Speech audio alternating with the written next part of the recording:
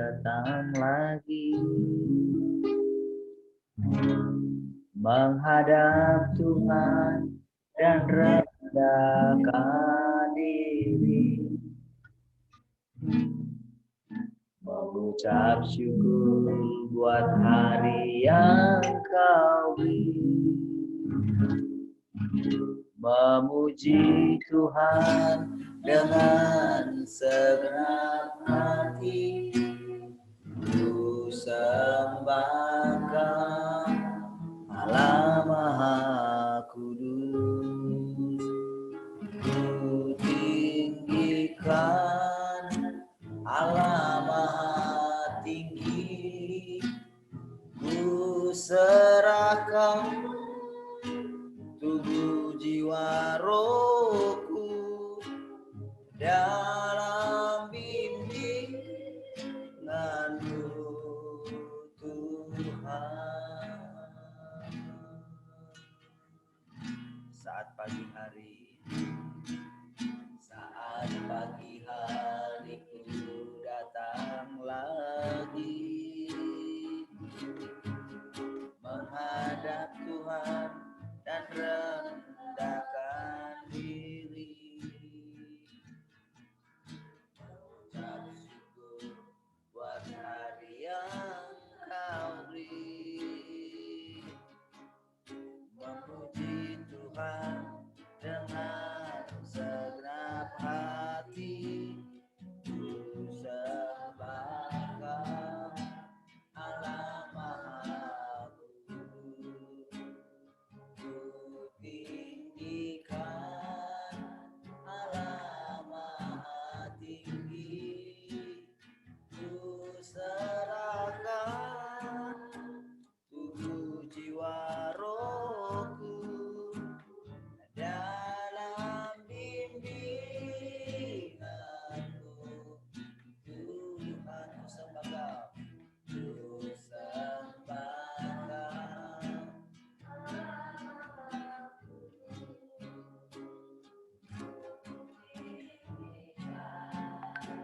Allah Maha Tinggi, ku serahkan tubuh jiwa rohku dalam bimbingan-Mu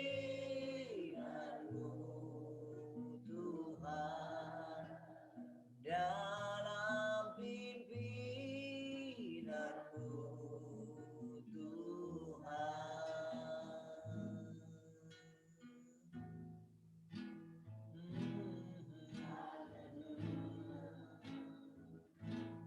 Kami mempersilahkan Romo yang memimpin dan menuntun kami.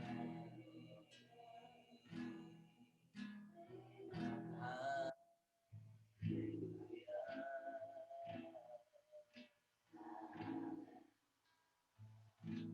Oh, ku mau memuji-Mu, ku selalu puji-Mu, ku mau menyembah-Mu, ku selalu sembah-Mu, Kau yang layak terima semua pujian kemuliaan hanya bagi Tuhan.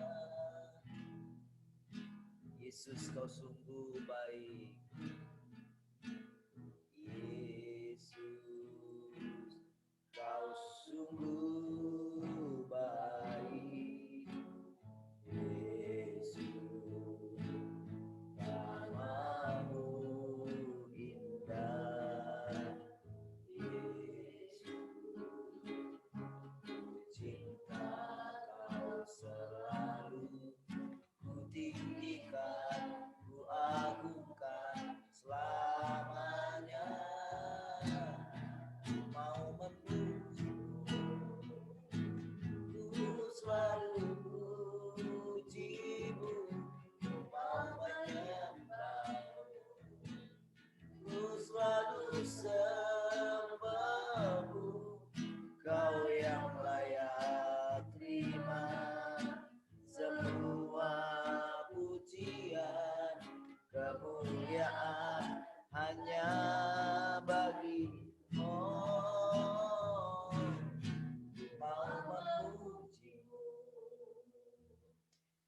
selalu pujimu, ku mau menyembahmu, ku selalu sembahmu,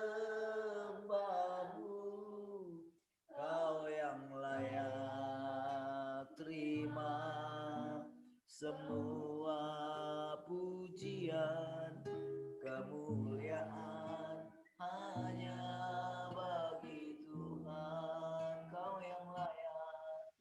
Kau yang layak terima semua pujian, kemuliaan hanya bagi Tuhan. Kau yang layak terima semua pujian, kemuliaan hanya bagi Tuhan.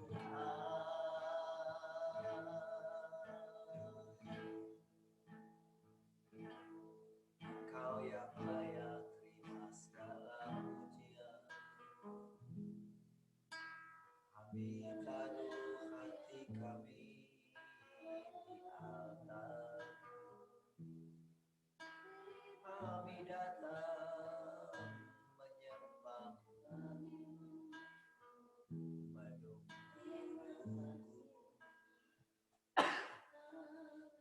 dalam hadiratmu.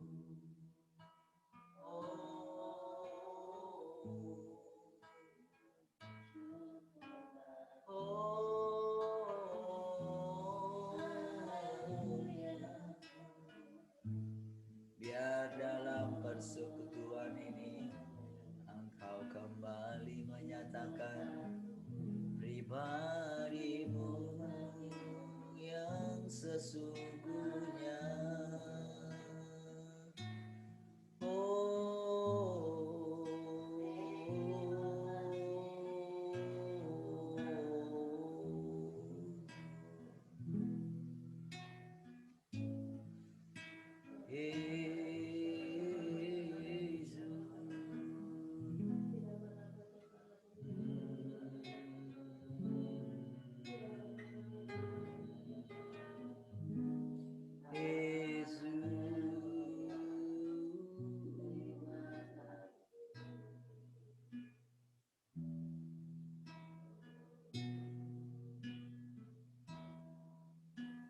Segala pujian dan ucapan syukur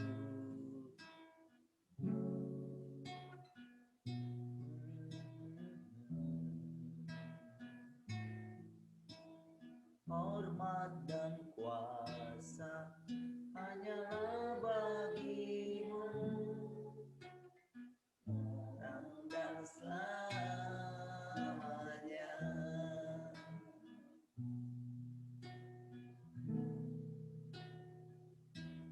Kasih Bapa Surgawi. Haleluya.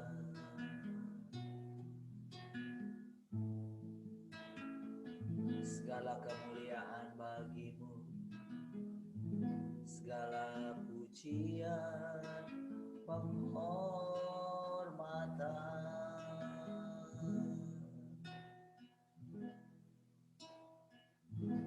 Kami memuji kebesaran-Mu, ajaib Tuhan, ajaib Tuhan. Oh, kami memuji kebesaran-Mu, ajaib Tuhan,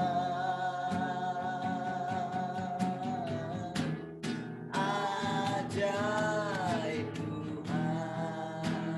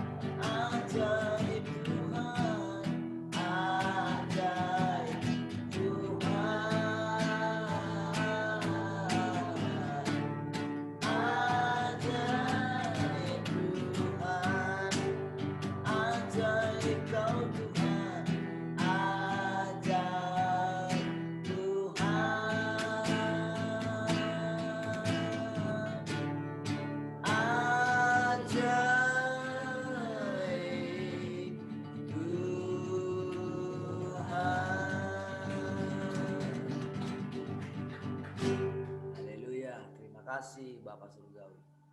Kami memuji kebesaran dan kedahsyatan Engkau ada di tengah-tengah kami. Terima kasih. Silakan Engkau kembali mengajari kami, memberitakan hikmat-Mu bagi kami. Agar semakin lama kami semakin mengerti cara kerja-Mu, pola kerja-Mu, semakin mengerti apa yang sudah Kau nyatakan di dalam diri kami, apa yang sudah Kau kerjakan dalam hidup kami, supaya kami boleh melihat segala pekerjaan-pekerjaan-Mu. Terima kasih, kami bersyukur. Dalam nama Tuhan Yesus. Haleluya. Sama-sama katakan. Amen. Haleluya. Ya, sekali lagi shalom semua. Halo. Shalom, Len. Shalom semua. Shalom Ama.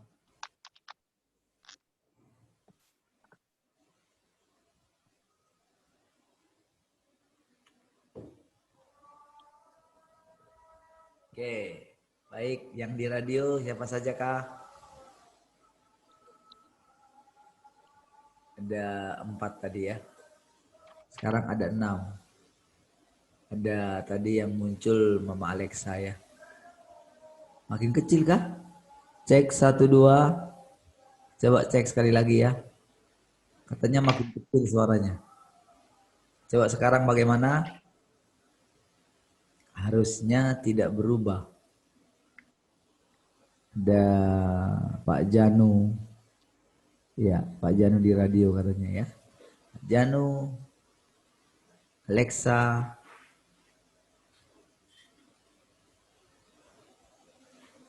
Mak Glory, si Hombing. Iya. Gimana di radio sekarang sudah oke kah? Radio. Cek 1, 2, cek 1, harusnya sih sudah oke. Karena sudah cek 1, 2.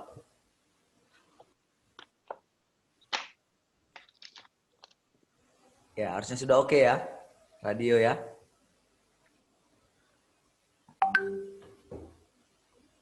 Oh ya, sudah oke. Baik, puji Tuhan, Saudara.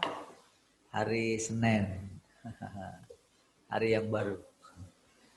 Hari Tuhan selalu baru. Amin. Baik. Hari Senin ini adakah di antara saudara yang mau sharing? Sebelum kita lanjut, apa yang mau Tuhan nyatakan bagi kita hari ini? Apa yang mau Tuhan ajarkan? Saudara mungkin punya pengalaman bersama dengan Tuhan. Silakan. Haleluya. Adakah?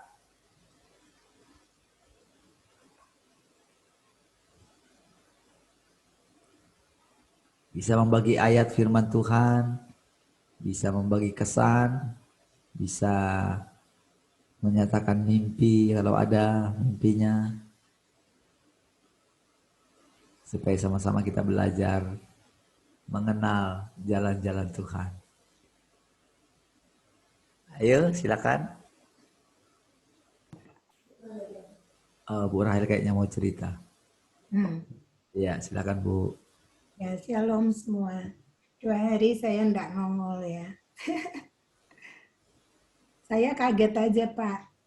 Hari Jumat malam itu waktu udah buka ini Zoom, tiba-tiba saya mual luar biasa itu.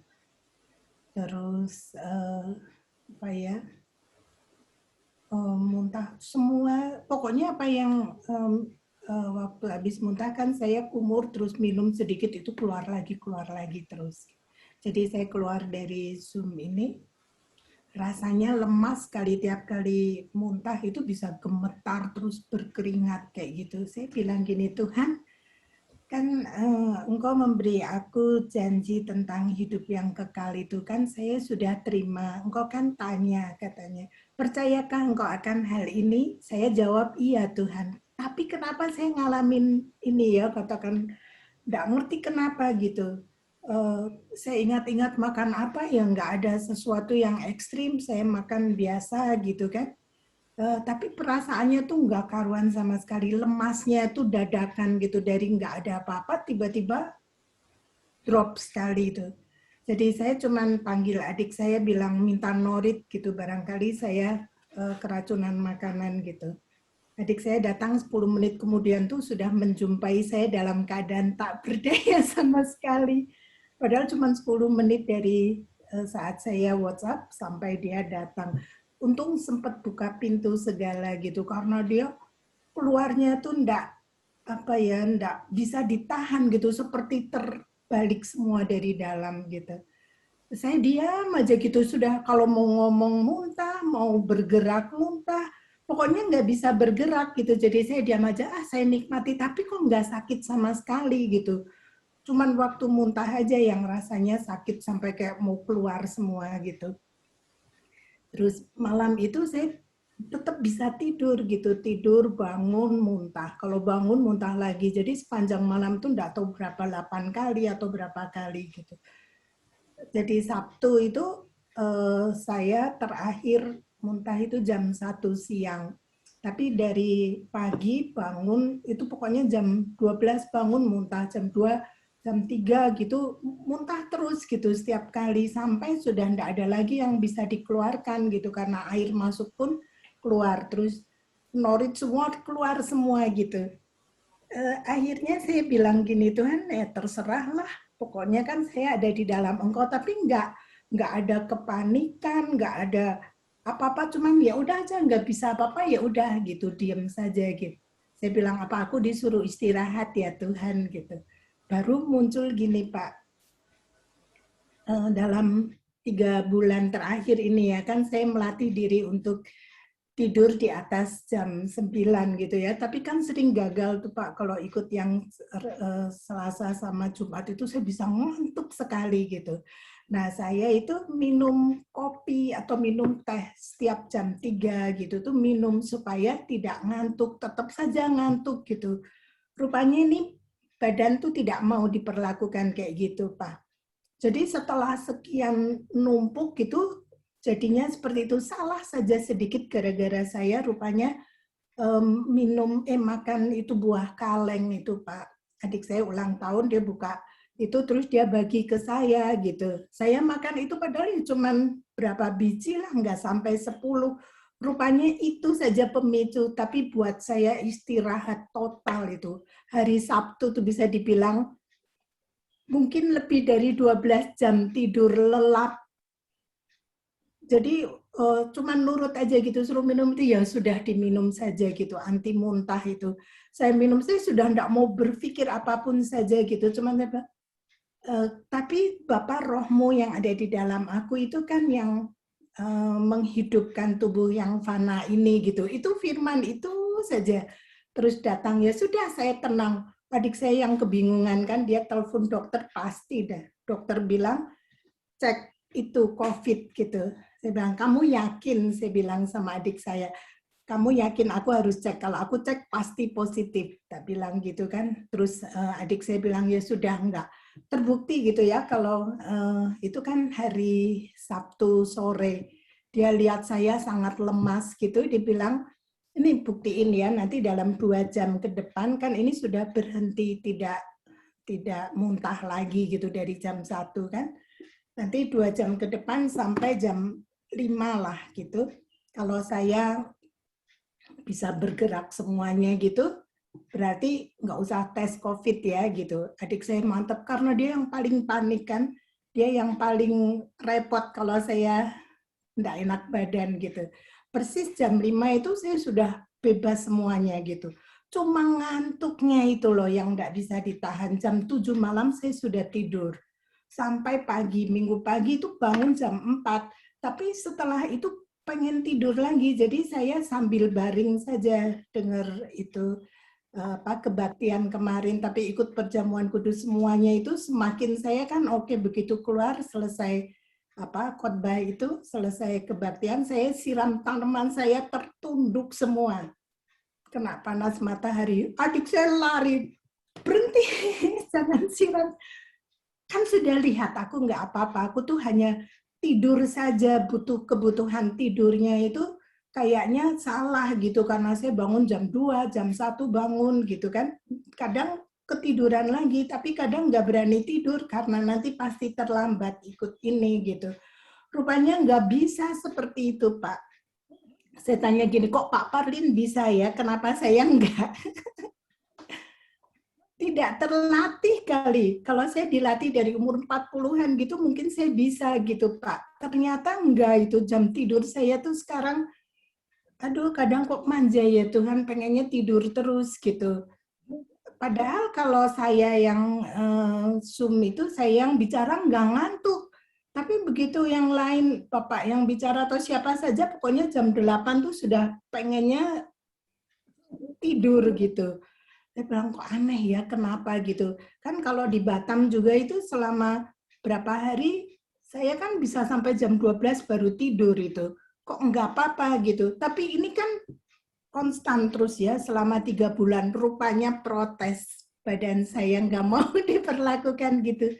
Jadi saya bilang, di atas semuanya ya, meskipun rasanya kayak mau apa ya keluar semua dari dalam itu, tapi ada perasaan tenang, saya tidak khawatir sama sekali, tidak takut sama, cuma nurut aja karena nggak mau ngomong, nggak mau bergerak gitu. Kalau diajak ngomong mau jawab saja gitu langsung mual gitu. Sementara lucunya gini, setelah selesai itu ya, saya nggak sengaja loh tidur di atas bantal tengkurap itu rasanya nyaman sekali, kayak ditata ulang semua isi perut itu, kayak kerasa bergerak gitu semuanya, terus itu sembuh total gitu. Jadi nggak ada sisanya, misalkan kayak nggak enak atau apa gitu, yang namanya meriang, merinding-merinding itu terjadi. Jadi semua gejala yang namanya delta itu ada di saya, kata dokter itu.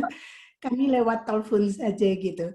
Adik saya kan panik karena lihat muka saya kali sudah nggak karuan gitu ya, karena itu nggak bisa ditahan, yang namanya mau muntah itu ya keluar meskipun sudah tidak ada yang keluar gitu, nggak ada makanan, nggak ada air lagi gitu.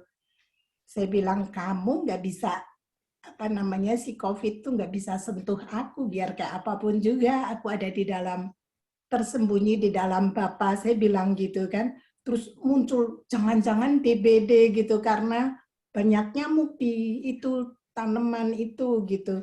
Semuanya lewat, nggak ada apa-apa, hanya saya perlu tidur betulan itu. Hampir 2 hari ya, Jumat malam sampai Sabtu sore. Dan minggu kemarin ekstra saja. Itu Pak, apa ya, janji Tuhan kadang kita diuji kali ya. Nih, kamu dapat kayak gini gimana? Tapi itu dia ada di dalam saya. Kok saya bisa tenang sekali? Saya enggak ada khawatir, enggak ada apa-apa sama sekali. Saya tenang aja, hanya badannya aja yang diobrak-abrik gitu. Saya bilang, ini direjuvenate. Mantap, gitu kan. Dandanin ulang. Baik, kan ya. Jadi memang teman-teman kemarin kan sudah pada ngalami juga ya. Pada ngalami, Pak Tui, Pak, Oh iya. iya kan, istri saya juga. Coba kemarin Iya, kita iya. alami hal yang sama, cuman tingkatannya berbeda-beda ya. Hal yang itu. Dan ini memang membuktikan gitu ya, bahwa memang sebetulnya kan sakit itu kan di alam roh juga ada. Istilahnya secara rohnya pasti ada.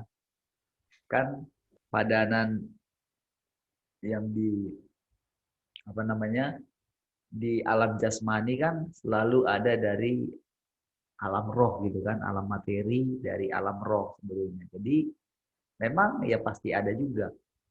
Namun kan kenyataannya sebetulnya untuk apa namanya, menguji apa ya, menguji kesadaran kita sebetulnya.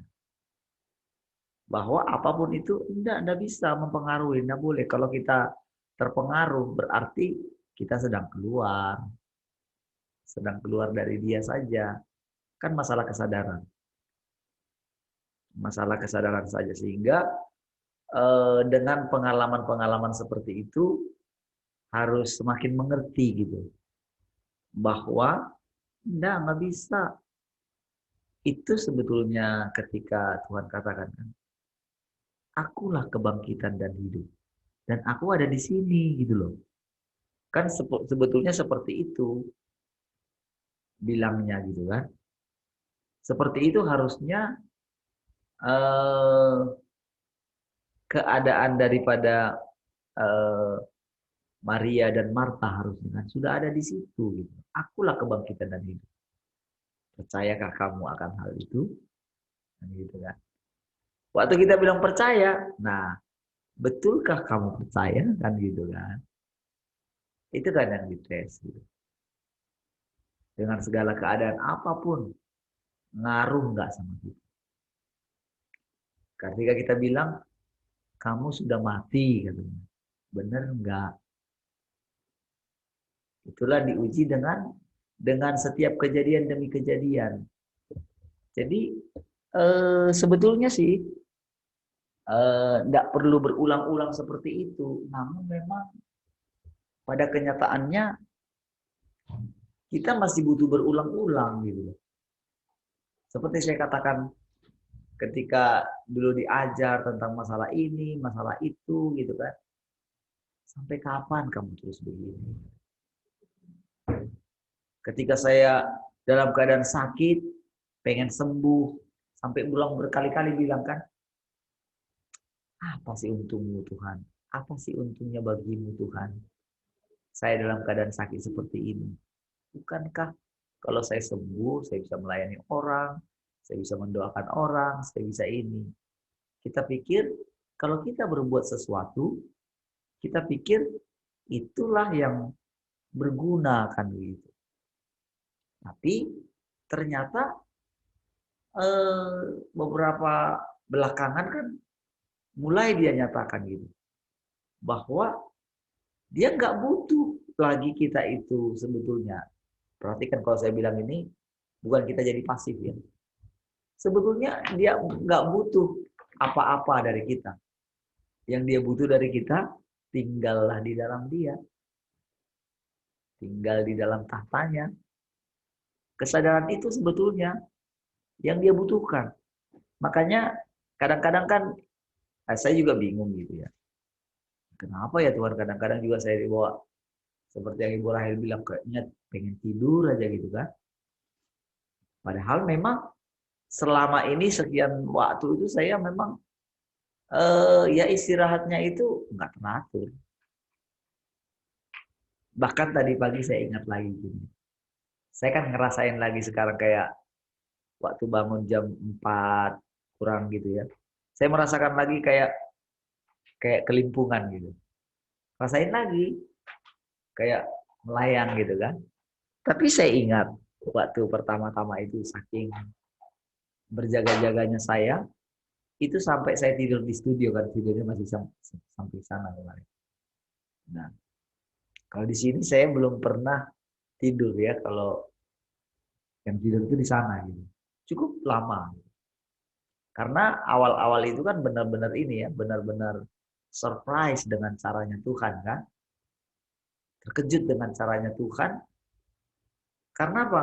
Nggak boleh baca Alkitab, nggak boleh baca apa-apa gitu kan. Pokoknya ya sudah, nanti apa yang ini, apa yang terbersit, ya itu yang dia omongin. Gitu kan. Tapi setelah dari situ ternyata banyak kembangannya. Terus yang saya ingat awal-awal itu kan banyak hal-hal yang dari tanggal lah, dari ini, masakan yang saya lucu itu kan yang waktu seikat kembang merah gitu kan. Itu runutan seperti itu nyata sekali. Kayak pas-pas aja semua gitu loh. Baik dari lagu-lagu yang diiniin gitu ya, yang dimunculin sehingga membuat orang tersandung dengan lagu-lagu dunia kan. Kan ternyata yang keluar itu juga karena saya nyanyiin lagu dunia itu kan. Walaupun saya sudah bilang gimana, tapi tahu nggak Tuhan bilang di hati, nyanyiin terus. Tahu nggak maksudnya apa? Untuk membuat apa namanya daging kita itu kayak diobrak, di apa diobok-obok gitu. Bagi saya kayaknya enjoy aja melakukannya gitu loh. Karena pada waktu itu saya sudah nggak peduli. Nggak pedulinya begini. Saya nggak tahu gimana sih sebetulnya cari Tuhan yang sesungguhnya. Jadi di situ awal-awal itu saudara, kalau saya ingat sekarang mau cerita sama saudara, aduh, mungkin saudara itu bingung gimana gitu ya. Tapi karena saya yakin Tuhan yang pimpin, saya enjoy. Karena sudah begini saudara. Karena saya sudah nggak tahu, nggak ada hasilnya. Sekian lama saya melayani ini, saya pergi kemana-mana. Hasilnya saya lihat nggak ada. Bahkan saya jujur bilang sama saudara, nggak ada yang saya lihat satupun hasilnya. Padahal saya melakukan dengan yang terbaik. Saya sampai rela waktu awal-awal buka pelayanan tembesi, saya rela kerja. Semua saya lakuin gitu. Sampai saya masih bilang sama Tuhan gitu. Udah Tuhan, biar aja lah aku kerja lagi gitu. Saya berkali-kali bilang seperti itu. Yang dia bilang, maksudmu aku nggak sanggup pelihara kamu. Jadi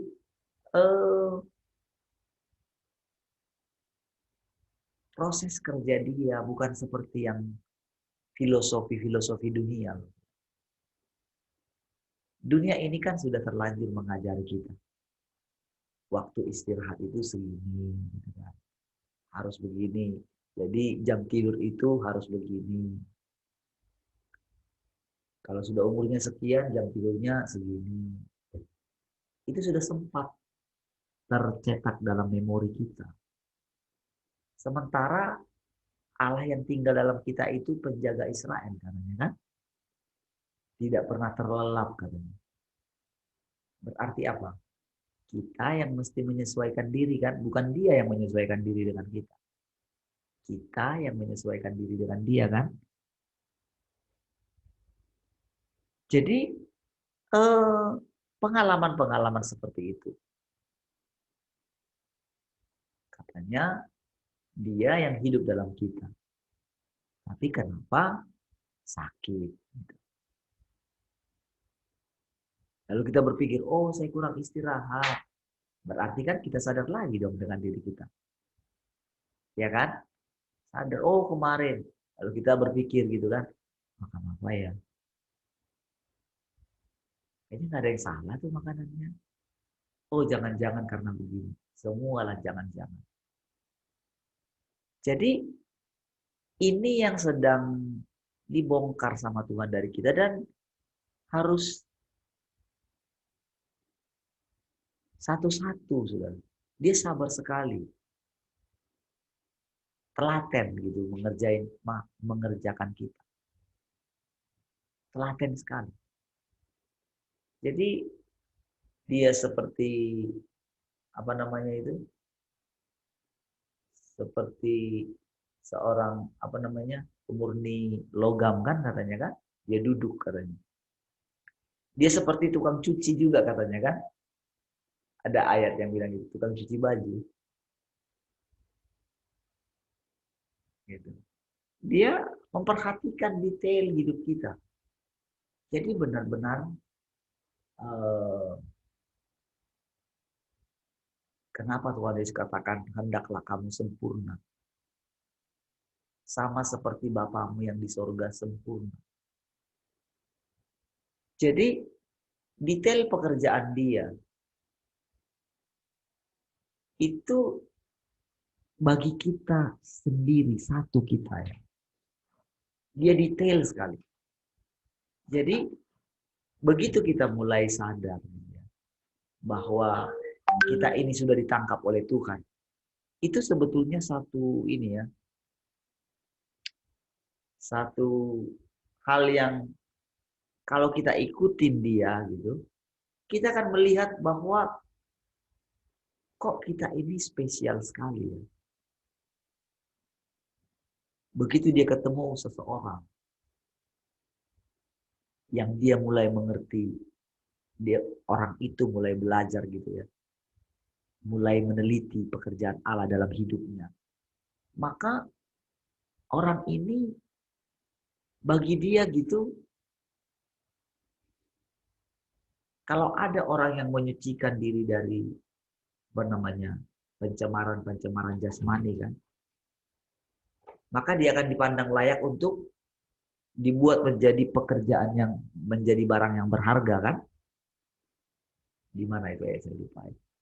Dipandang layak gitu. Jadi yang seperti ini disiapkan untuk pekerjaan-pekerjaan tertentu katanya kan? Seperti misalnya barang-barang yang berharga kan, pinggan emas atau apapun itu kan nggak sembarang, nggak seperti perabot-perabot yang lain.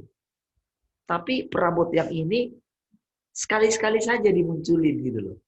Waktu ada event-event yang spesial gitu.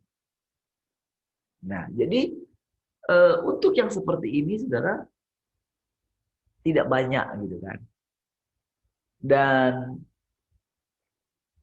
untuk dia menemukan yang seperti ini, wah, sangat senang gitu dia.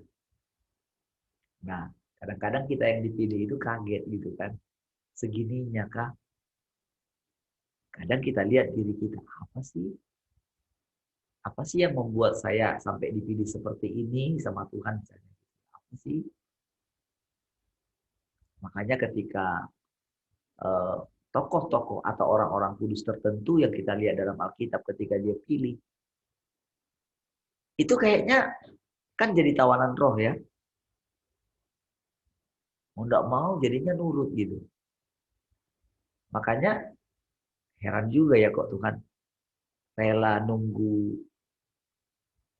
Kalau uji tentang kekhawatiran rasanya udah panjang lah saya gitu. Kok masih ada kadang-kadang noda-noda kekhawatiran. Gitu. Makanya dari situ saya makin lama kan makin teguh. Kadang-kadang orang pikir jadi kayak apa namanya ya? Orang Batak bilang terhata sadar. Apa kemarin bahasa Jawanya? Apa? Kekeh gitu ya. Itu tidak terjadi begitu saja. Itu kan karena pengalaman berkali-kali. Sama kan saya bilang, kenapa ya saya istilahnya harus melewati proses sakit itu gitu kan. Karena iman saya waktu itu cukup istilahnya untuk buat saya tidak harus sakit seperti itu. Cukuplah rasanya. Tidak minum obat, tapi untuk apa sih saya harus minum obat ini kan gitu kan. Nah, terus ketika sudah lewat, terus kan saya sakit lagi. Ya, sakit lagi. Terus yang sampai yang itu saya bilang waktu di Salatiga itu kan. Rasanya kan udah mau mati rasanya juga. Terus balik ke sini harus istirahat yang panjang lagi. Panjang, cukup lama juga istirahat. Untuk memulihkan kesehatan. Itu muntah darah lagi kan. Tapi saya tanya kan, ini sama dengan yang kemarin. Kan teringat dulu. Karena waktu tes terakhir itu kan, paru-parunya belum bersih sekali. Jadi, karena nggak bersih sekali kan, pikirannya kan masih teringat di situ kan. Padahal sudah dapat dikasih lihat sama Tuhan kan, lihat nih. Diambil itu file-file yang kosong sama sekali. Saya ingat memang waktu itu dalam keadaan sadar kok kosong Tuhan. Iya, kamu nggak pernah sakit. Tapi kan pikiran kita kan masih tertinggal kan dalam memori itu. Itu yang harus dihapus. Barulah saya ngerti bahwa ternyata oleh bilu Tuhan Yesus kita nggak pernah sakit. Walaupun kita sudah mendengarkan pengajaran dari guru kita, hidup seolah-olah, namun kan pada pengalaman belum tentu kan. Mengerti di pikiran dengan pengalaman itu sesuatu yang berbeda jauh. Kita boleh manggut-manggut, gitu. Tapi untuk pengalaman tidak semudah itu, sudah. Butuh waktu.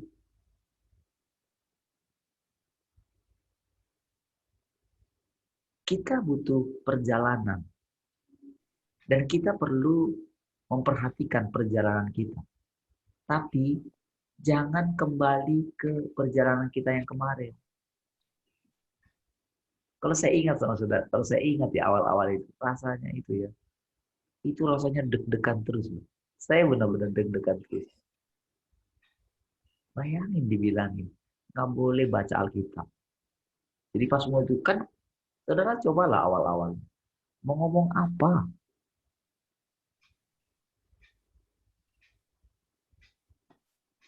Itu setiap pagi loh, saudara. Kadang-kadang yang lucunya itu, dibuat terlambat bangun. Itu kesusu semua. Keburu-buru gitu kan pas waktu itu. Tapi coba. Bayangkan yang wah yang masih panik gitu kan. Panik rasanya. Wah mereka teman-teman semua sudah ini kan sudah buka di Zoom gitu ya. Saya masuk gitu kan. Saya pikir saya belum tahu kalau saudara bisa masuk tanpa saya buka. Ternyata bisa gitu kan. Bisa. Nah, jadi itu coba saudara bayangin dengan panik, dalam keadaan panik, gimana bisa menenangkan hati, lalu bisa mendengarkan dia, lalu ngomong. Saking takutnya saya terlambat bangun, saya tidur di studio. Bayangin.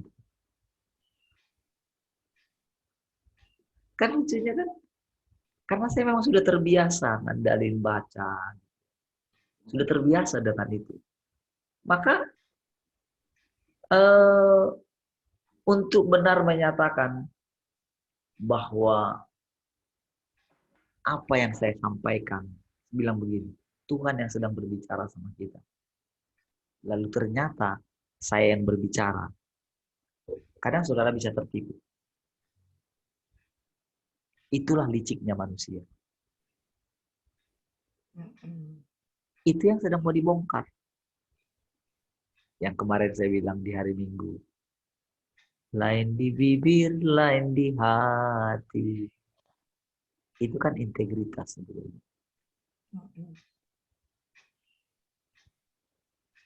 Allah itu Allah yang punya integritas.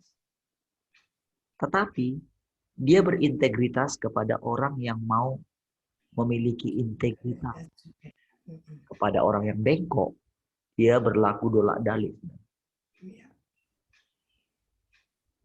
Makanya ketika Musa itu lembut hatinya, dia berbicara terus terang, muka dengan muka. Itu dari pihak Tuhan loh, muka dengan muka dia bilang. Musa nggak pernah lihat muka Tuhan. Maksudnya dalam arti begini ya. Seperti yang kita alami sekarang, muka dengan muka. Seperti itu sebetulnya. Jadi Tuhan yang bilang, berbicara muka dengan muka. Tuhan yang bilang. Bukan Musa yang bilang.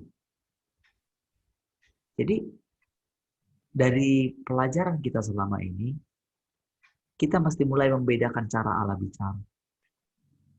Mana dia sebetulnya ini? Sekalipun misalnya nampaknya manusia yang bicara, itu karena kita sudah menyatu dengan dia, itu bisa dia yang bicara. Jadi kita mesti benar-benar menanti-nantikan Tuhan dalam hal ini. Minta Roh Kudus menolong kita supaya kita benar-benar mengerti apa sih sebetulnya menyatu dengan Tuhan itu.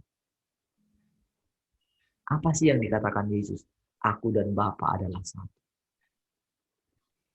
Itu apa ya? Benar-benar saudara, kadang kita merasa kita benar-benar menyatu dengan dia.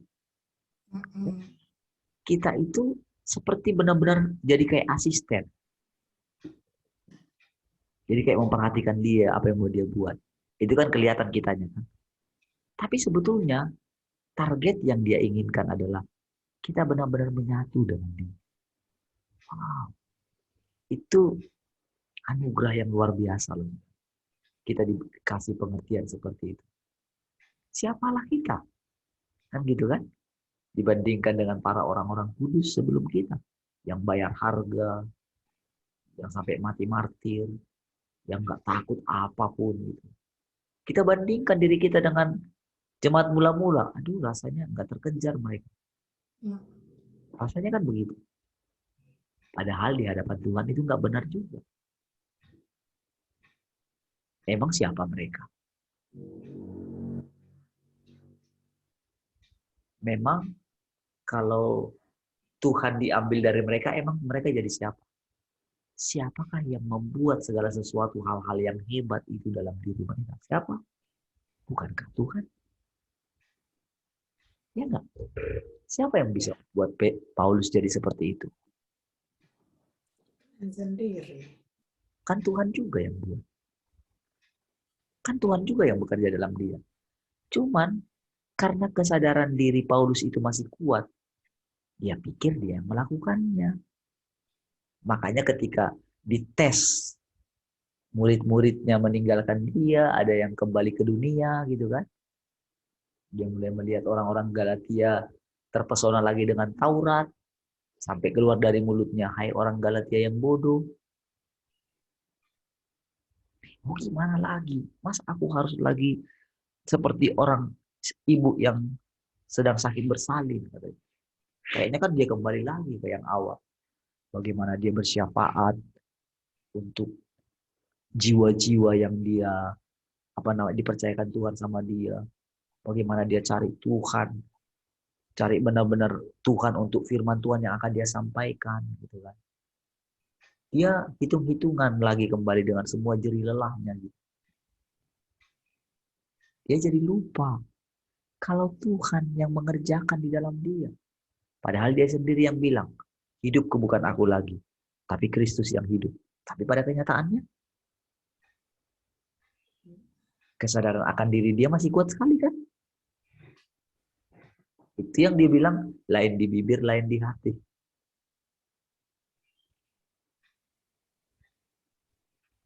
Itu semua orang mengalami begitu kan, Pak?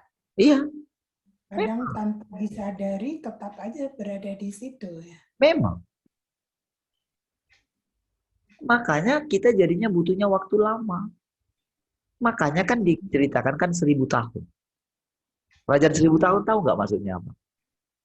Jadi sampai kita itu mengalami 1000 tahun. Makanya dilepasin lagi nanti kan di penghujung kan. Kan di penghujung kan dilepasin lagi si jahatnya. Tadinya kan udah diikat nih. Tahu nggak kenapa dia terikat? Itu bukan masalah Nggak bisa orang kerja. jadi diikat. Enggak. Bagi kita, itu dia diikat. Kenapa? Kesadaran kita akan Tuhan sudah kuat sekali. Nggak bisa lagi dia nyentuh kita. Itu maksudnya dia diikat. Memang pasti tetap juga ada arti secara harafiahnya pasti ada. Karena kan untuk bekerja secara korporat. Tapi bagi kita secara pribadi, sebetulnya dia nggak bisa buat apa-apa lagi kan. Nggak bisa nyentuh kita. Orang kita masuk dalam diri Allah. Mana bisa dia sentuh kita. Kalau kita menyatu dengan dia. Nggak bisa lagi gitu loh. Kita kan nggak terdeteksi. Karena apa? Allah itu nggak bisa memang diprediksi oleh si jahat lagi. Nggak bisa. Selalu kalah berapa langkah. Jadi kalau Tuhan bilang bahwa ular itu sangat cerdik katanya. Ya penciptanya lebih cerdik dari ular yang paling cerdik kan? Nah, jadi saudara, yang kita sekarang belajar ini saudara, bukan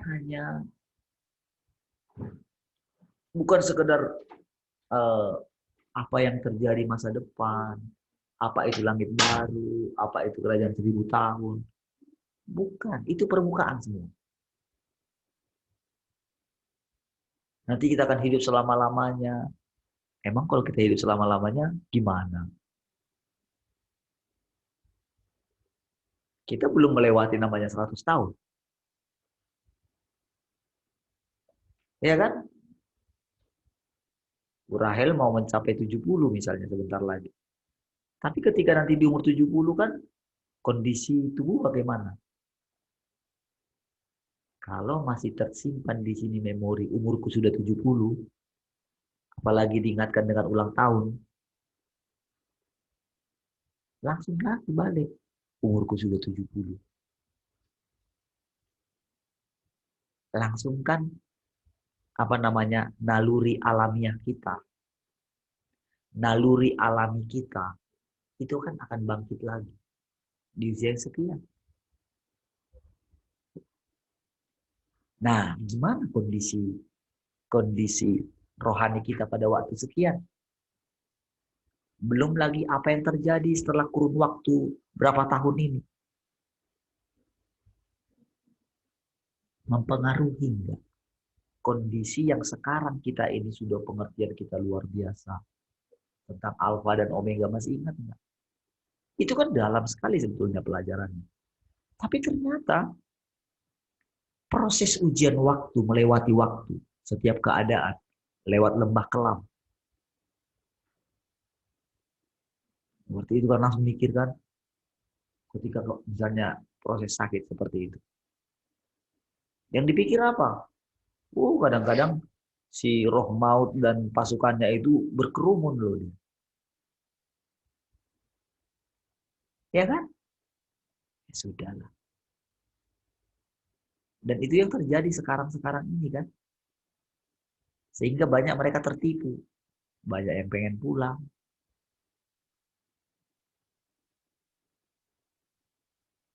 Saya tidak tahu apa yang akan saya wariskan kepada teman-teman saya yang mengikuti saya selama ini. Kata beliau. Selain langit baru dan bumi baru. Sedih rasanya, saudara. Usia yang dia pikir pelayanan sudah berhasil. Itu dengan background, dengan itu para pelayan-pelayan di gerejanya mungkin dia dikelilingi. Pelayan-pelayannya semua pakai masker gitu. Dia nggak pakai masker ngomong. Dengan ketatnya saya lihat maskernya. Ngomong seperti itu.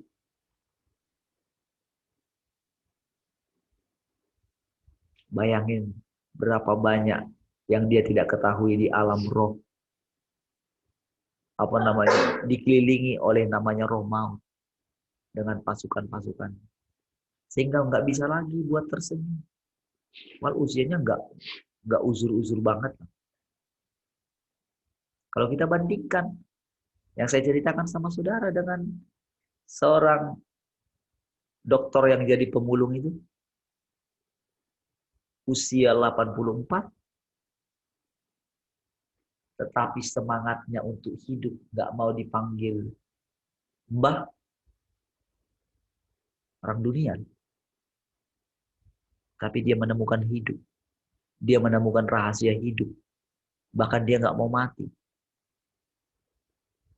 Padahal apa? Pemulung dia. Malam-malam lagi dia nyari barang-barang bekas itu malam-malam loh. Dia pakai helm, dia pakai mantel, pakai naik motor sendiri. Sampah loh.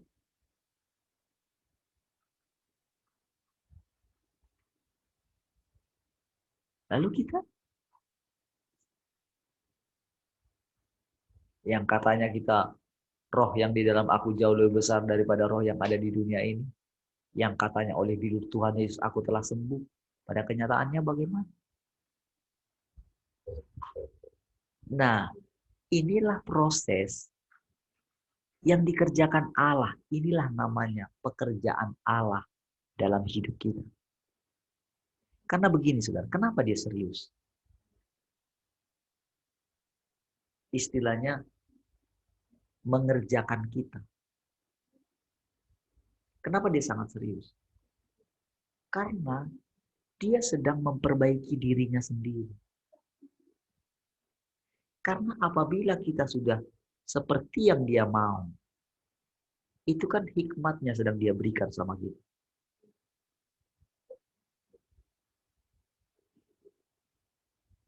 Dia sedang kerjakan kita nggak sadar. Betapa seriusnya dia akan kita. Kita nggak sadar.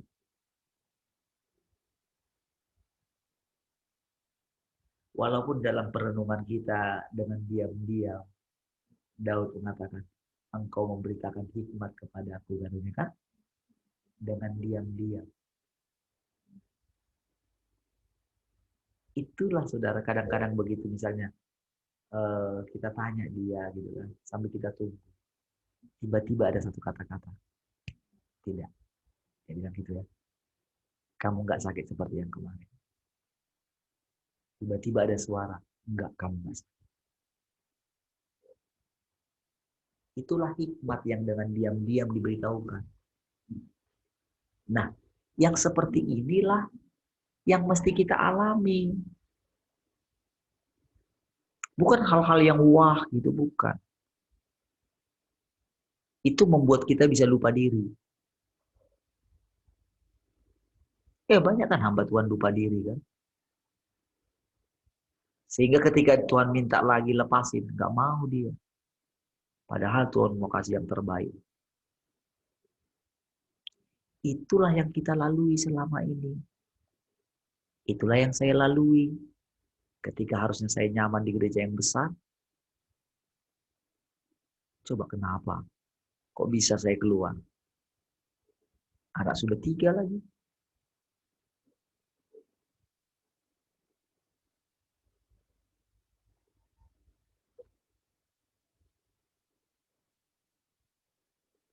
Ketika buka pelayanan pun bukan jadi gimana juga. Ketika sekian tahun. Nah, jadi hal-hal seperti ini yang dia kerjakan dalam hidup kita, dia serius sekali. Cobalah, saya ini benar-benar memang boleh dikatakan, kalau cerita lagi ya, coba ingat ketika kita keluar dari RTM. Kalau mau kita ikutkan ego kita kan punya hak kan. Kenapa saya bicara 4 mata dengan Pak Andreas? Saya bicara dengan dia dari hati ke hati kok. Ketika dia berikan Sumatera, Singapura, Malaysia, saya tangkap. Mereka nggak punya kok itu. Nggak ada yang mereka dikasih warisan seperti itu.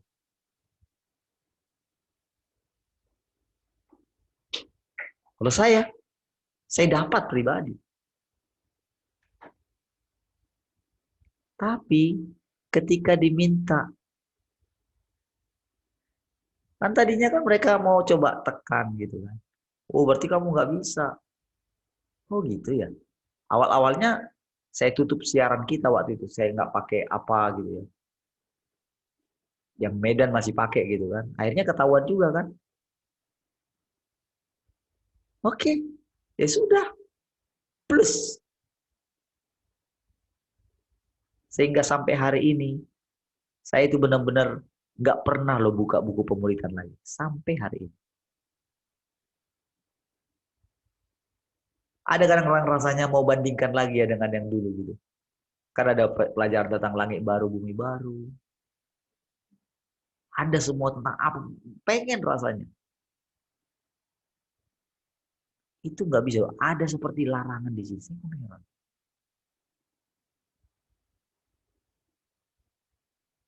Ya saya ikutin aja itu.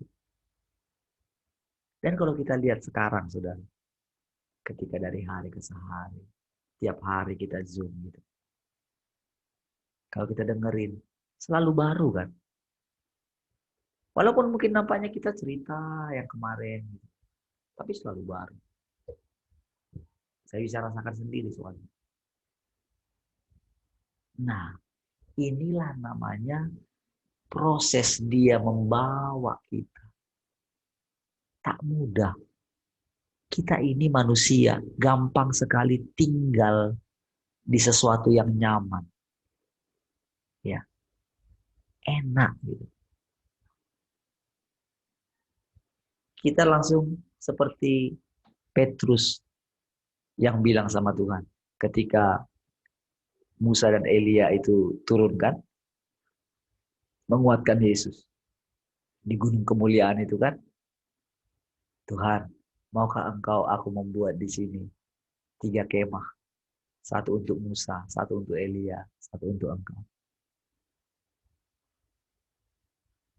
Maksudnya kemah itu kan kayak ya tempat inilah, tempat istirahat lah. Gitu. Tempat kalau kayak apa, seperti hamba-hamba Tuhan kan rata-rata kan punya villa pribadi ya kalau sudah besar itu. Misalnya kalau pergi ke mana gitu ya. Iya.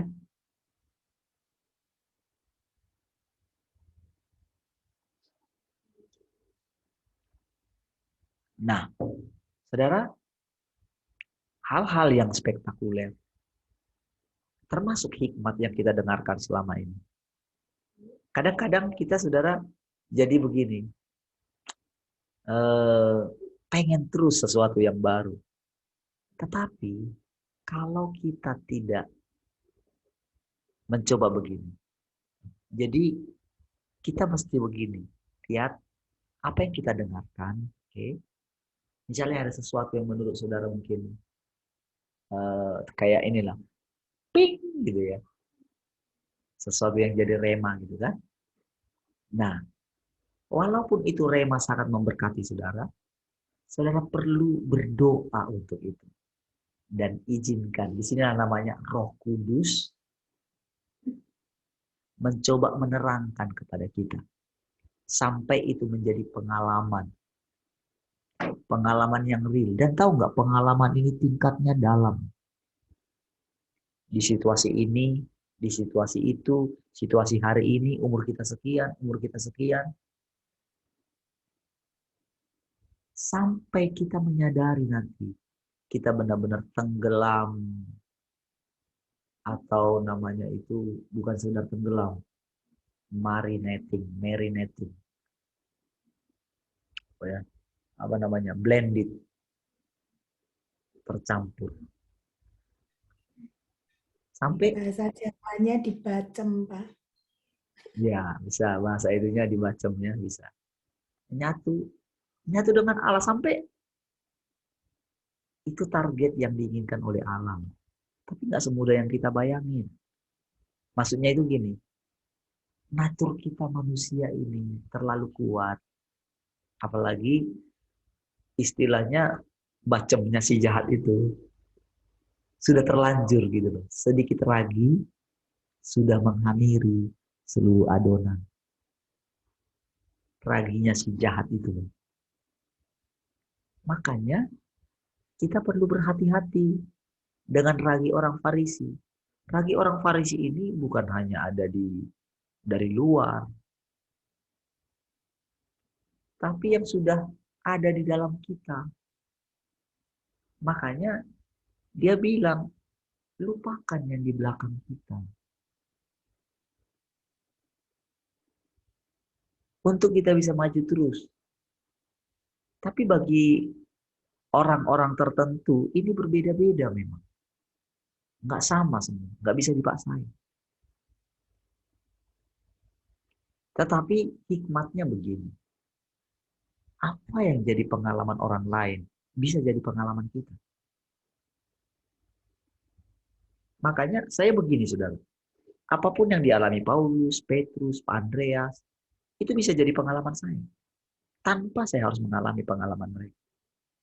Tanpa harus saya dari awal, bagaimana dia. Nggak perlu. Intensitasnya nggak perlu sesulit itu. Seperti itulah para penemu-penemu bisa menemukan penemuan yang lebih baru. Karena apa? Mereka nggak perlu bersusah-susah seperti Archimedes misalnya kan. Seperti Thomas Alva Edison yang harus katanya berapa? 999 kali atau 1000 kali kan. Kegagalan dia. Sampai menemukan bola lampu. Dia hitung-hitung mungkin kan. Tapi Kesalahan yang pertama dengan kesalahan yang kedua itu berbeda. Kesalahan yang ketiga, kesalahan yang keempat, kelima itu makin meningkat terus. Nah, penemu-penemu berikutnya kan nggak perlu harus mengalami hal seperti itu kan. Cukup dia kembangkan saja. Disatukan dengan penemuan daripada yang lain. Yang menemukan lampu apa itu? Lampu panjang itu. Neon itu. Kan berbeda sistem kerjanya dengan lampu pijat. Apalagi dengan LED lagi kan. Itu kan berbeda-beda semua. Sampai mereka menemukan hal-hal yang lebih mudah, lebih simpel. Hemat energi. Nggak perlu. Cukup mereka tahu namanya disiplin ilmunya saja. Nah, di alam roh juga sebetulnya demikian. Karena kita ini kan satu. Ibaratnya begini. Ibaratnya sekarang mereka nenek moyang kita. Ibaratnya tanpa sadar di dalam kita, DNA mereka mengalir. Tanpa sadar itu. Makanya sekarang kita mengerti. Begitu dia bisa perbaiki kita sekarang satu orang. Itu kan sistem kerja. Ke alam roh jadi semua. Jadi semua. Kalau kita mengetahui kebenaran ini, wow, kita akan bersemangat. Karena apa? Sukacita kita adalah sukacita mereka. Sukacita mereka harus jadi sukacita kita. Itulah namanya alfa dan omega.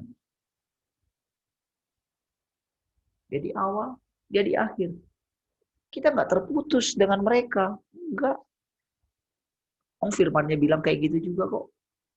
Kita akan dikatakan dikumpulkan bersama dengan mereka kan. Yang di kitab Ibrani itu. Kumpulan. Kita datang kepada apa? Roh-roh orang yang sudah disempurnakan kan. Sekarang ini kita mudah mengertinya. Karena apa? Sudah diajarin kita pelan-pelan. Sehingga sikap yang baik dari saudara ketika terus ada di Zoom ini adalah begini. Ikutin aja terus dia. Doakan. Walaupun nampaknya, siapalah saya ini. Terlalu tinggi bahasa Pak Parlin ini. Enggak. Saya adalah saudara. Saudara adalah saya. Karena apa? Kita tinggal dalam Tuhan. Pada bagian kita masing-masing di dalam tubuhnya. Kita semua spesial menggambarkan Allah. Bukan berarti kalau kita misalnya jadi dianugerahkan Tuhan, misalnya menjadi barang yang indah, gitu kan? Oh, bukan berarti kita jadi merasa diri kita lebih daripada yang lain, tidak.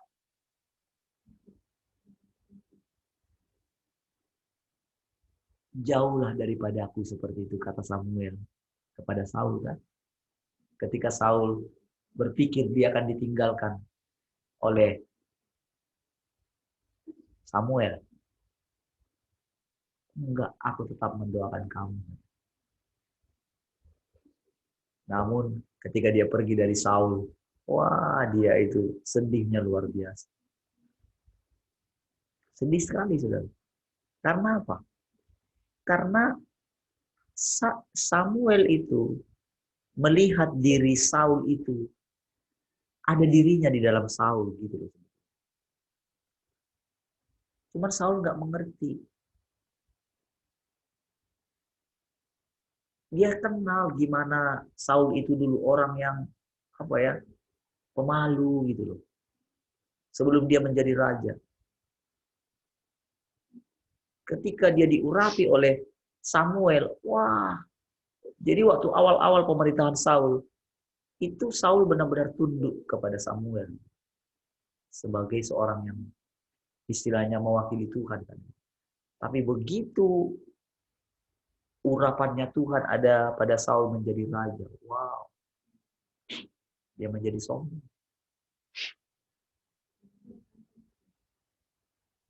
Sehingga dia nggak mau menunggu pada waktu Saul mempersembahkan korban itu kan.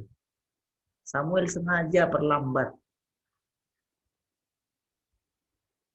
Ternyata dia sudah panik.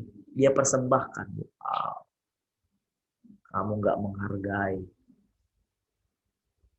Di situ sebetulnya yang dia sedih. Makanya ketika Tuhan jumpai Samuel kan, kenapa kamu? Dia sedih. Sudahlah, berhenti meratapi Saul. Karena aku sudah punya raja yang baru. Aku sudah menemukan orang. Padahal tahu nggak? Daud pada waktu di Urapi itu, dia itu masih ada di padang gembala.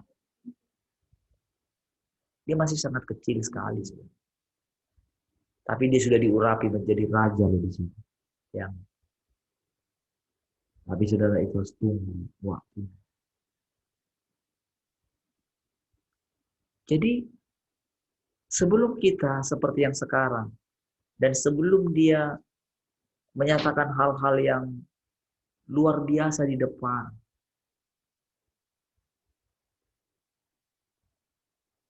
dia sudah harus peringatkan kita sejak awal. Kita ini nggak ada siapa-siapanya kita. Makanya dikatakan kita mesti dirampas. Ditaruh di tahtanya. Cuma kan kadang-kadang kan karena kan tubuh kita kan masih dipakai oleh dia. Kan masih dipakai. Kesadaran akan tubuh ini kan dalam diri kita kan masih kuat kan. Saudara bisa agak membayangkan gimana Kak, jelimet nggak roh kita di sana katanya kan. Tapi pada kenyataannya tubuh ini masih kita yang hidupi. Yang mana? Itu kan butuh pengalaman, butuh benar-benar duduk diam. Kadang-kadang ya kita disuruh istirahat gitu. Tidur aja. Itulah yang saya alami.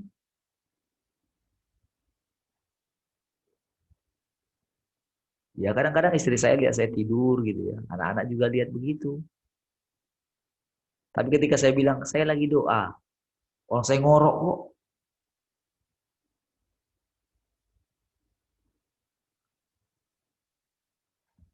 Tapi beneran saya bilang saya lagi doa. Walaupun orang lihat ngorok kan gitu kan. Nah gimana coba. Tapi di saat-saat seperti itulah kita mengerti apa namanya sabatika. Tinggal di dalam dia. Kadang-kadang gini, pikiran kita ini ditarik terlalu banyak keluar. Supaya apa? Kesadaran diri kita akan diri kita semakin kuat. Itu bahaya. Sudah. Makanya itulah sebetulnya, hal itulah yang mungkin di waktu lalu yang kurang dipahami oleh para tokoh-tokoh orang kudus itu. Mereka nggak mengerti begini. Kenapa ya Henok itu kan nggak ada ngapa-ngapain. Istilahnya dia hanya, kan kalau sekarang kita kan dapat wahyuan kan kita pengen ngajar sama orang kan. Betul nggak? Henok tidak. Dia hanya hidup berdua dengan Allah, bergaul dengan Allah, namun hidup yang sekarang itu menjadi pelajaran bagi kita tanpa dia ajarin kita. Kan gitu kan? Tanpa ada muridnya dia. Kalau kita kan pergilah, jadikanlah semua bangsa muridku. Yang jadi masalahnya, orang itu pergi menjadikan bangsa itu muridnya dia, bukan muridnya Tuhan. Karena apa? Dia nggak pernah jadi muridnya Tuhan. Tapi karena dia karena ada ayatnya dalam firman Tuhan, maka diajarkan di sekolah-sekolah Alkitab kan, sekolah-sekolah misi kan, sehingga orang pergi menjangkau jiwa-jiwa, tapi dia nggak pernah jadi muridnya Tuhan. Emang jadi muridnya Tuhan gampang ya? Emang kayak kita sekolah sama seorang guru, lalu kita sudah jadi muridnya? Kan nggak seperti itu. Kan benar-benar murid-murid hidup bersama dengan Tuhan. Bersama dengan Tuhan. Lah sekarang, ada nggak kita temui seorang hamba Tuhan benar-benar dia itu menggantikan hidupnya Tuhan, inkarnasinya Tuhan? Sudah ada nggak kita? Mungkin yang paling dekat untuk menjadi inkarnasinya Tuhan adalah guru kita, Andreas. Tapi pada kenyataannya, Tuhan bilang di permukaan kok. Kenapa? Kesadaran dia akan tubuhnya, akan dirinya masih sangat kuat. Yaitu apa? Mendoakan orang terus. Walaupun dia tahu tentang alam roh, bisa cerita, pada pengalaman tidak semudah yang saudara bayangkan.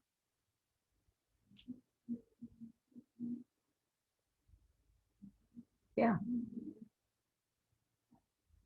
Ketika dia dibilangin sesat, wah dia berusaha ingin melawan juga kan. Walaupun nampaknya,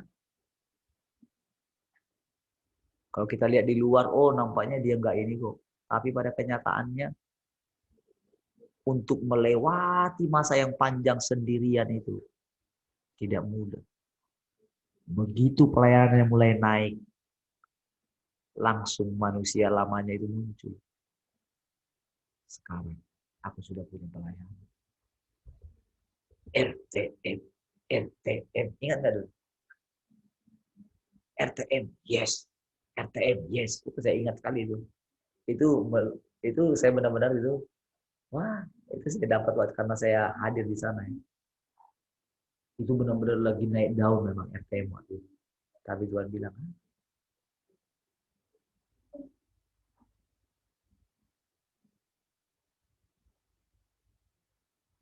siapa yang bisa menjelaskan itu semua?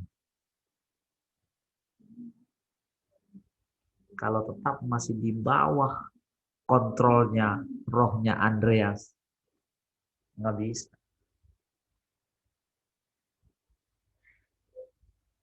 Tuhan yang bisa menghakimi semua pekerjaan, bukan kita. Jadi ketika saya katakan itu bukan jadi saya lebih baik, karena apa? Sudah saya bilang, saya adalah saudara, saudara adalah saya. Saya adalah Pak Andreas adalah saya. Karena apa? Kita menyatu di dalam Tuhan. Makanya saudara, para orang-orang kudus yang sudah menjadi awan saksi itu saudara, itu mereka mengerti, mereka mengenali. Yang mereka kenal itu cuma Tuhan. Namun mereka terpesona ketika ada dari pihak manusia yang mengerti dia. Jadi ketika saya menjelaskan seperti ini, saudara, mereka itu gini ya, gini. Seandainya saya dulu seperti itu ya, saya sudah dikasih kesempatan. Tapi mereka bersukacita melihat hari kita. Karena apa? Karena nggak ada kita tanpa mereka. Amin, saudara. Bukankah pewahyuan yang kita terima sekarang karena kita dibuat mengerti oleh pewahyuan yang mereka terima dulu? Kalau tidak ada pengalamannya Paulus yang mengatakan, hidupku bukan aku lagi, tapi Kristus yang hidup. Macam mana kita mengerti sekarang? Macam mana saya mengerti? Makanya dia tetap, walaupun seperti itu, dia bersukacita karena kita ini keturunan mereka. Mereka bersukacita melihat hari kita. Itulah yang dikatakan oleh Tuhan Yesus. Makanya Yesus bilang, sengaja memancing ini apa ya, pola berpikirnya murid-muridnya. Dia bilang begini, gimana dengan ayat ini? Kan katanya kan anak manusia itu ada, atau Mesias itu adalah anak Daud katanya kan. Tapi kenapa dengan ayat ini dibilang, duduklah Tuhan berkata kepada Tuanku katanya. Kenapa dia bilang itu Tuanku katanya? Maksudnya Daud itu mengatakan bahwa yang keturunannya itu kan dia anak Daud. Tapi kenapa dia bilang kepada anak Daud ini tuanku katanya? Wah, itu sedang ini pola pikirnya para muridnya loh waktu itu. Sementara kan dia anak Daud. Tetapi kenapa Daud ini bilang tuanku katanya? Kenapa katanya? Nah, itulah maksudnya saudara. Jadi kita yang sekarang ini saudara. Jadi walaupun kita ini keturunan mereka, walaupun semua itu dasar-dasarnya dibangun dalam kita, tetapi tahu, sebetulnya mereka sangat berharap jauh dengan kita orang-orang yang sederhana. Kalau mau soal hal-hal yang spektakuler, nggak ada apa-apanya kita dengan mereka. Dengan Musa kah? Dengan Elia kah? Nggak ada. Bukan itu yang kita kejar. Makanya pengajaran kita yang dahulu itu perlu direvisi tentang bagaimana caranya terangkat. Karena bukan terangkat yang mau jadi tujuan kita. Bukan. Makanya kan bukan cara matinya katanya kan. Tapi kita mesti rela nih sekarang. Apa nih yang mau dikerjakan Allah di generasi kita ini loh. Ini yang mesti kita tangkap. Kan kita sadar diri kita bagaimana. Kalau kita bandingkan gereja yang sekarang dengan gereja yang mula-mula, aduh, miris lihatnya. Ya kan? Tetapi kita nggak boleh lihat itu. Jangan tangisi Saulmu katanya. Karena dia sudah mengurapi raja yang baru, menggantikan pelayanan yang lama. Saudara, kita sedang dipersiapkan untuk itu. Ini semua berbicara mengenai dia, bukan mengenai kita.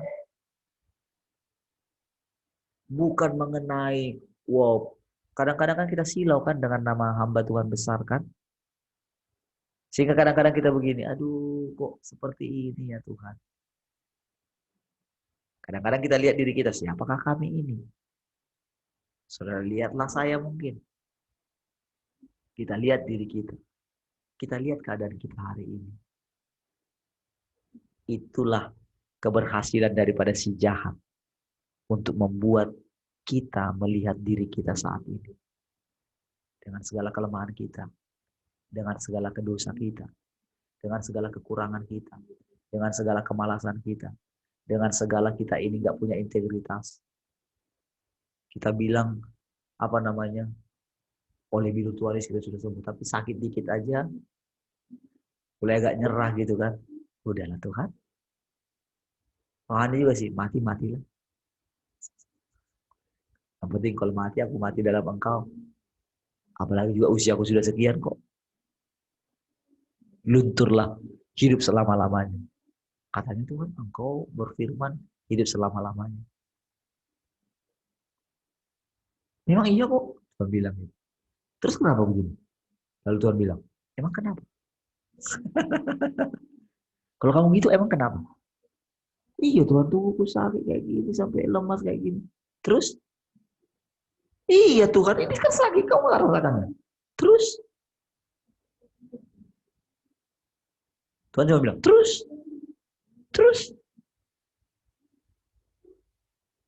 Baru kita tutup mulut. Barulah dia ngomong. Gini loh. Makanya kamu anteng-anteng duduknya di sampingku.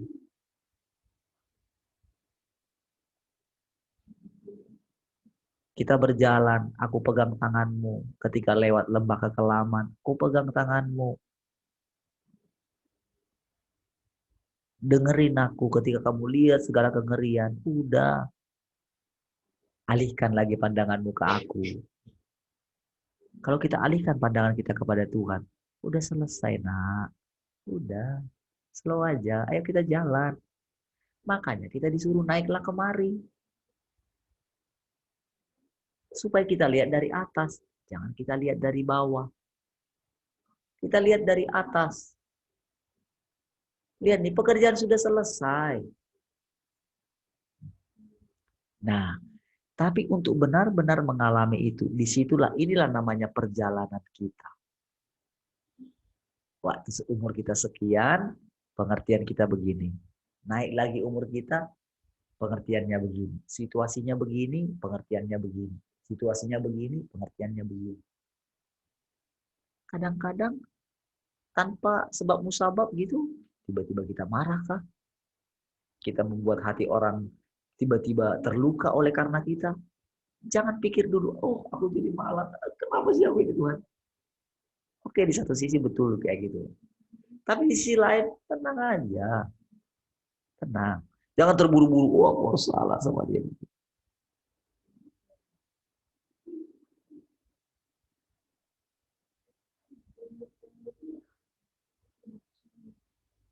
Saudara, ikuti saja proses kerjanya.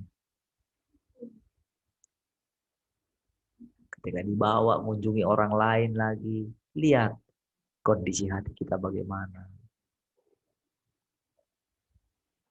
Itu berbeda-beda setiap waktu.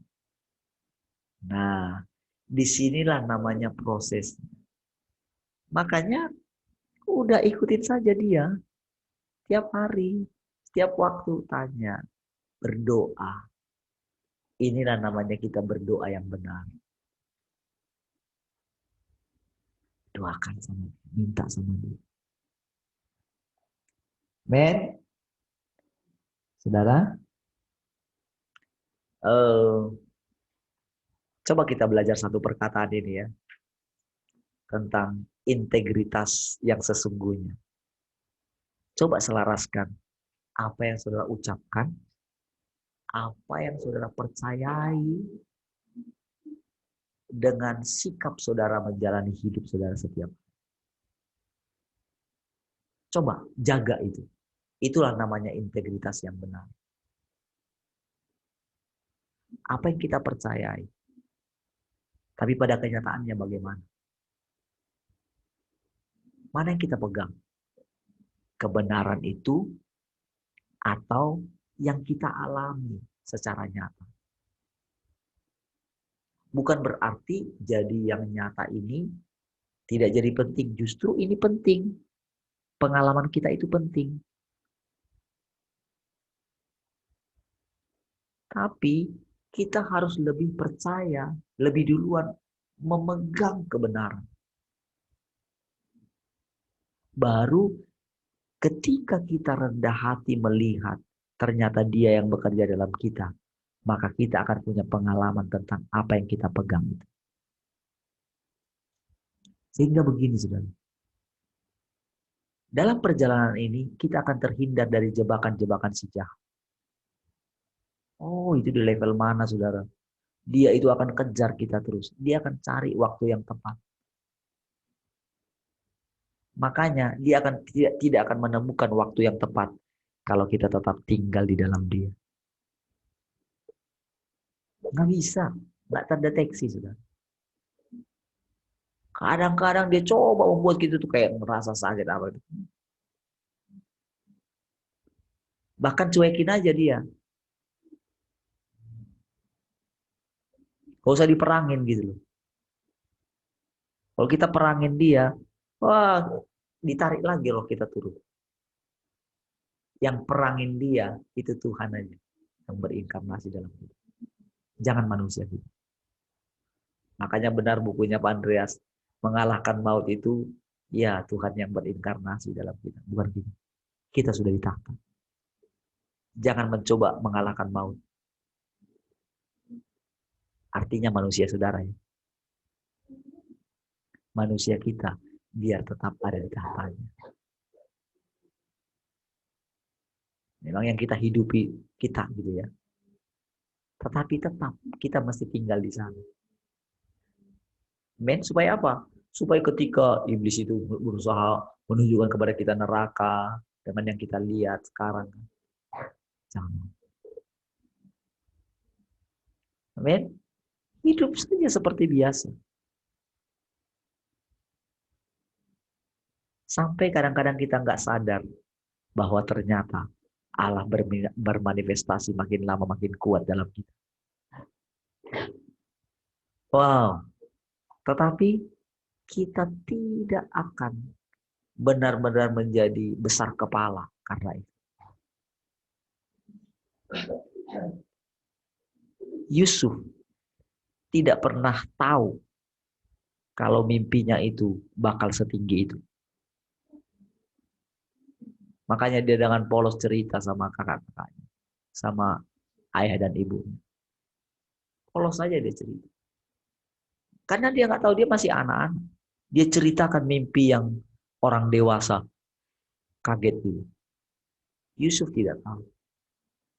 Tapi ketika dia sudah menjadi orang nomor 2 di seluruh dunia pada waktu itu, dia nggak menjadi sombong, sudah.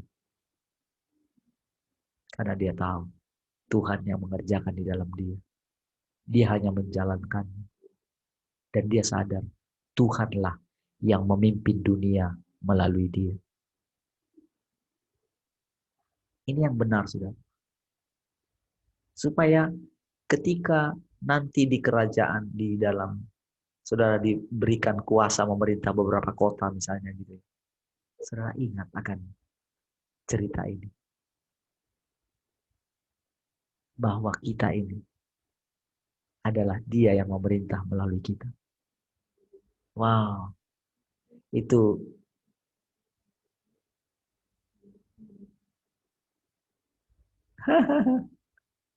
pertanyaan ya. Udah mau selesai, ada pertanyaan.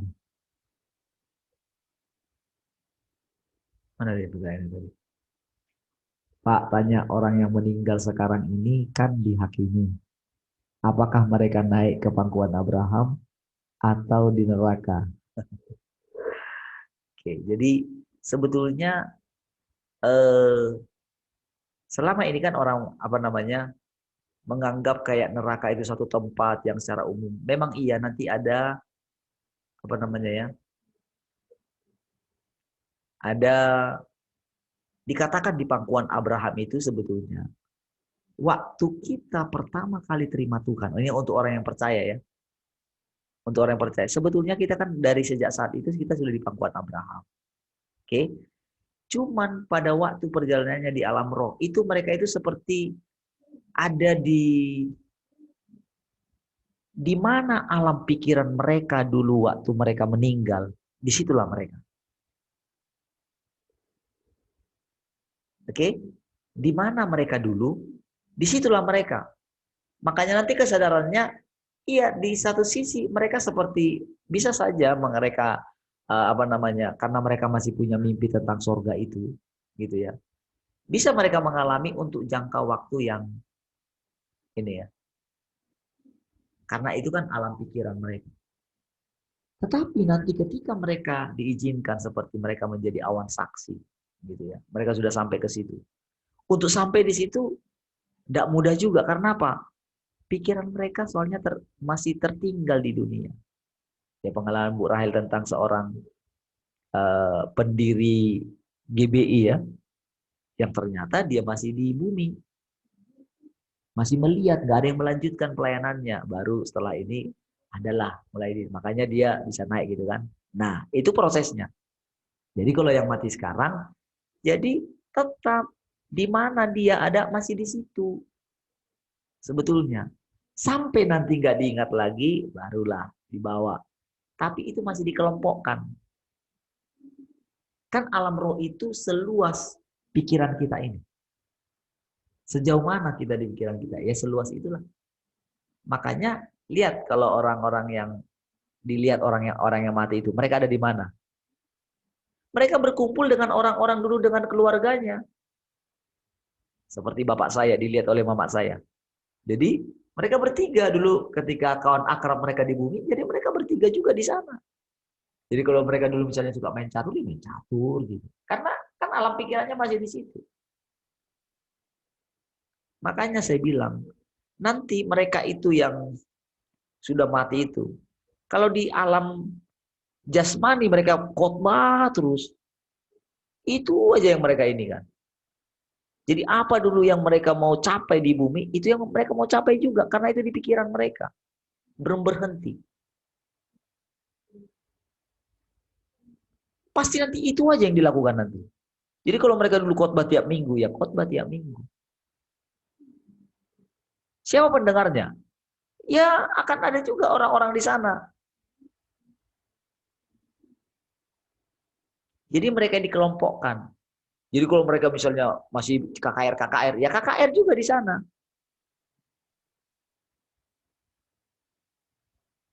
Tapi kan akan menjadi sangat hampa sekali.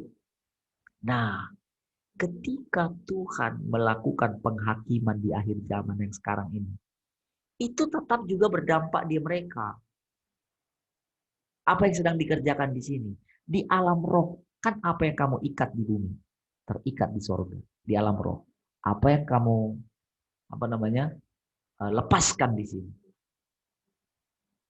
Semua itu terjadi. Itu sistem kerja Allah demikian.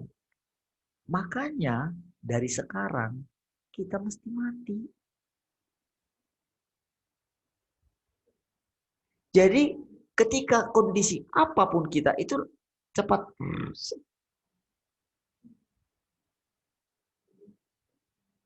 Paling nanti kalau kita misalnya dalam kondisi sekarang, kita kan nggak tahu kan. 10 tahun lagi, 20 tahun lagi kan. Kita dalam kondisi seperti itu tiba-tiba kita merasa bangga diri. Udah berkali-kali diingatin nggak ini, pulang katanya. Masalahnya gini, waktu di situ tingkat kita, aduh, padahal harusnya masih lanjut lewat ini. Itulah namanya kertak gigi. Nah, untuk yang benar-benar neraka itu, jadi sebetulnya neraka itu pemurnian sampai udah dibakar pun kayak gitu. Sudah kayak gitu mengalami penderitaan, dimurnikan, tetap juga masih berontak. Ya udah sampai hilang lah. Makanya dikatakan api neraka yang tak pernah padam katanya apinya. Itu jadi di situ mereka itu dimurnikan. Sampai terus masih teriak-teriak. Jadi kenapa mereka sampai masih seperti yang kaya itu? Disitulah mereka masih bilang terus. Jadi hati mereka lihatlah keturunan mereka kan. Aduh. Apalagi kalau misalnya orang tua yang meninggalkan warisan kekayaan untuk anak-anaknya kan. Menderita dia di sana karena apa? Dia lihat keturunannya berebut harta kan. Disitulah dia meratap. Kenapa lah dulu aku cari harta? Kok kayak gini? Untuk apa? Gitu loh. Ternyata mereka seperti itu. Oke, baik. Sudah ada 14. Ya, jadi apakah di pangkuan Abraham? Jadi pangkuan Abraham itu sebentar saja. Itu hanya ini saja sebetulnya. Apa ya? Kayak gimana ya? Untuk tempat-tempatnya ada dipisah-pisah sesuai di mana dulu mereka, sampai di mana pencapaian mereka dulu. Kalau mereka sudah sampai di pencapaian misalnya, gimana sih sebetulnya hidup ini ya? Nah, itu lanjutannya gampang. Lanjut, disitulah mereka itu bisa melihat, disitulah mereka merenung. Merenung hidup mereka. Karena kan roh Tuhan ada dalam mereka. Seperti kita nih sekarang merenung ini. Nah, makanya mereka akan melihat keturunan mereka. Jadi tempat yang paling dekat untuk mereka adalah garis keturunan mereka ke bawah. Makanya, seperti Pak Andreas sekarang. Ya itu yang paling dekat dia lihat itu kita. Kan sebetulnya dia sudah terkumpulkan. Dengan ceritanya kan. Tergantung sampai di mana dulu tingkat pengertian dia. Jadi kalau orang-orang yang lain nggak pernah merenungkan hanya untuk, ya disitulah kelompoknya. Jadi alam roh itu luas sekali.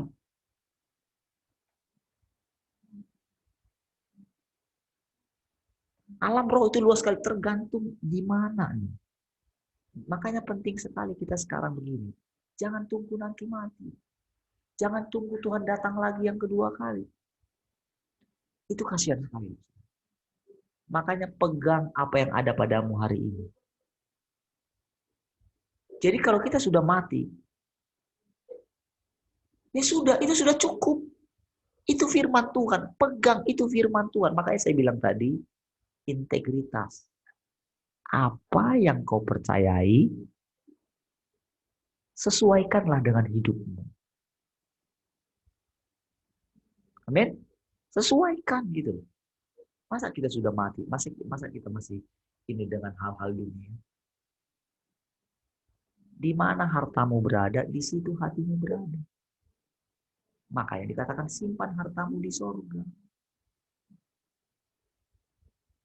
Amin. Wah, nampaknya saya semakin mengerti begini.